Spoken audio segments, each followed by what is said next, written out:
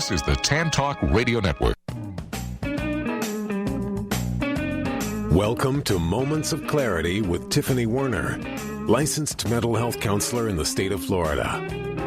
Moments of Clarity's mission is to educate and end the stigma on mental health through the inspirational stories of our exceptional guests. You can join in the show by calling Tiffany toll-free at 866-826-1340 or on Facebook and Twitter at MOC with Tiffany. Now, here's Tiffany Werner.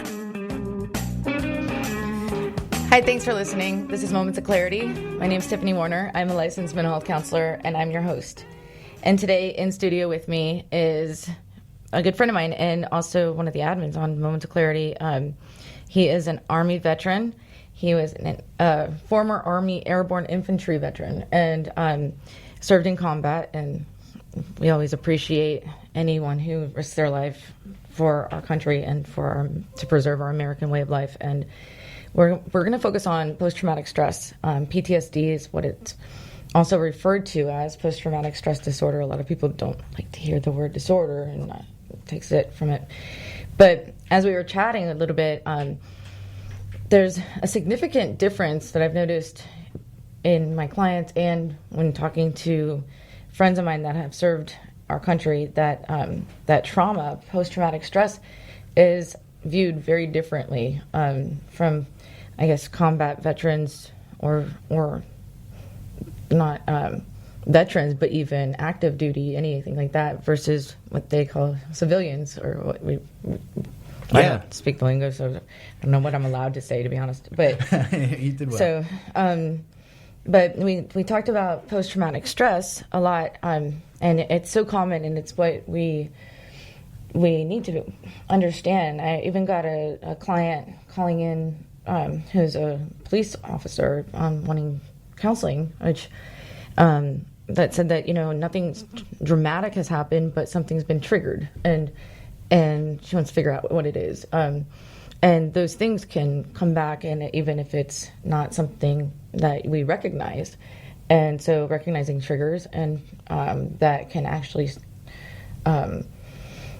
cause things to resurface, even when you least expect it, is really important to identify, especially if you've been through something traumatic from the past. And so I welcome with me today Sean Martin. Thank you for being here. Thank you for serving our country. Thank you for all your time. Thank you for your support. Yeah, I appreciate it.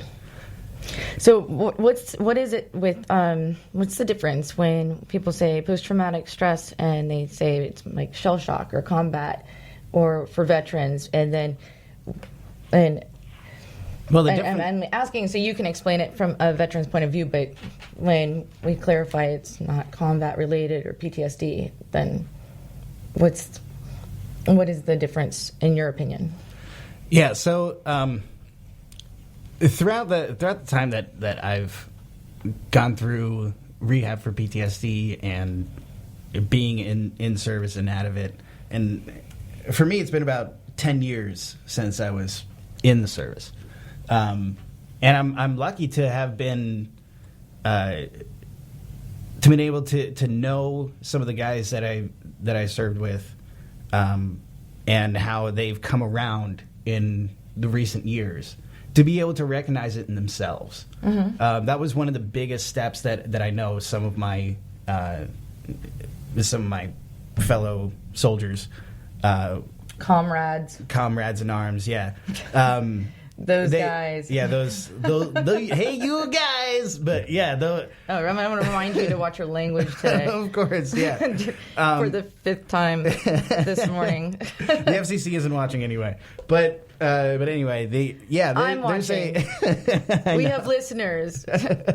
Keep your obscenities to yourself, man. Of course, we will.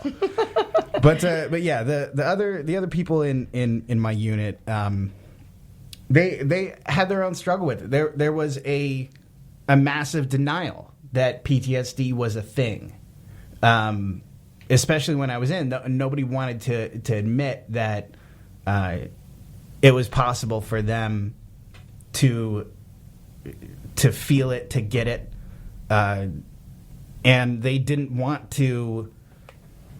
In a way, it was a show of weakness. They saw it as a lot of times, it's especially in the service, if you're asking for help, that's weakness. And you can't show weakness. You can't really go and ask for help. So once you get out of the service, there's a very different mentality where you have to shed that thing that you've been told is paramount to your existence. And that was extremely difficult, I know, for a lot of people who went through worse stuff than I did, and saw and were firsthand destroyed by some incident, whether it be a firefight or an ID or a mortar attack or any of those different things that can happen in a war zone. They'll have, everybody will have their different reactions to it, and so for sure, there's a lot of discrepancies. I mean, there's a lot of uncertainty that goes around it in soldiers, and especially once they get out. And as I moved into going into treatment for it with the Volunteers of America, you've been through treatment. Yes, and I went to an inpatient clinic in LA called the Volunteers of America, and they have VOA. The VOA, yeah. They have a few different clinics that are around LA, and I think around the country. They're a pretty big organization, and they do really good work. The people who were there and the counselors and all of the staff that was there was top notch, and So most of them were veterans too. When you went into the VOA and you said inpatient, what exactly were you seeking treatment for? I was because I'm opening this up, and I want to welcome callers. Call in 866-826-1340. 866-826-1340 if you want to join our live discussion or feedback or support. We're also on Facebook Live at Tiffany Warner or at MOC with Tiffany. And 866-826-1340. We just continue. Go ahead. Okay. I forgot what I was going to ask you, but it'll come back to me. Yeah. So yeah. Oh yeah, now I remember. Because a lot of people that come back from combat, they go into treatment for substance abuse or depression or trauma, or there's so many different. Yes, and that can sections. be very confusing to the counselors who are trying to help them. Yes, because they'll come in and say, I just feel like I want to break stuff, and I don't know where it comes from, and I don't know why. I'm just angry. Everything. Yeah, and watch and your language. I know. I can see you getting pumped up already. and I'm on track with this one. I'm messed up on drugs, and I don't know why. I'm really angry at my significant other, and they're fantastic people, and I don't know where it's coming from. I need help in dealing with these emotions because I don't know where it's coming from. This is what they might say when they plop themselves down in an inpatient clinic. It's up to the counselor to be able to discern if they're dually diagnosed or if there's co-occurring disorder or whatever. Exactly. Yes.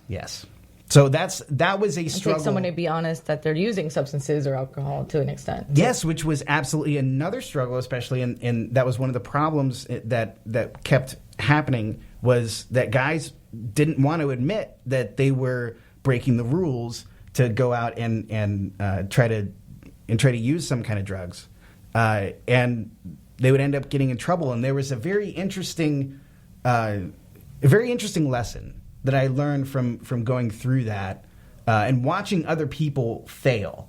And that's one of the toughest things for someone who you really care about and you really want them to get better, and you're on the same kind of track of moving forward, but they just keep backsliding. They keep failing themselves. They keep giving up on themselves. And there's nothing that you personally can do about it. Mm-hmm. You may have the knowledge that may save them, that may help them, that they need, but you may not have a way to get through to them. Maybe they're not ready to hear it. Maybe they're